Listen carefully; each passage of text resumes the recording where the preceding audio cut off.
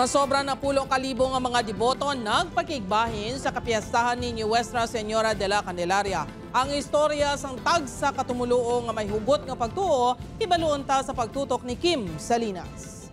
Nuestra Señora de Candelaria, may dala siya nga suga. Si Kristo ang kapawa sa kalibutan. Kung amo sina, may pag-asa pa. Ang ini nga mga tinaga halin kay Most Reverend Medifil Billones sa iya homilia sa misa kahapon, nagtudukid sa tagipusoon. Hindi lang sa mga Ilonggo, kundi sa mga tumuluo nga halin pa sa nagkalain-lain nga lugar sa rehiyon nga nagapadulong sa National Shrine of Our Lady of the Candles sa Haro Metropolitan Cathedral kada Pebrero 2. Ang tagsa-tagsa, may kaugalingon nga istorya nga may hugot nga pagtuo agud ba pamatian ang ila pangamuyo. Ini ang nagaserbe nila nga kusog nga sa piyak sang tuman niya kabudlay kag kainit sang panahon, ila iniginantos para magpila kag makasaka sa balkonahe sang katedral. Sa diin, napahamtang ang imahen sang mahal nga Iloy. Si Sheila 2015 sang nagpadulong diri dala ang pangamuyo nga bugayan na ini sang anak. Subong, dala na niya ang iyang anak. Blessing. She give my baby.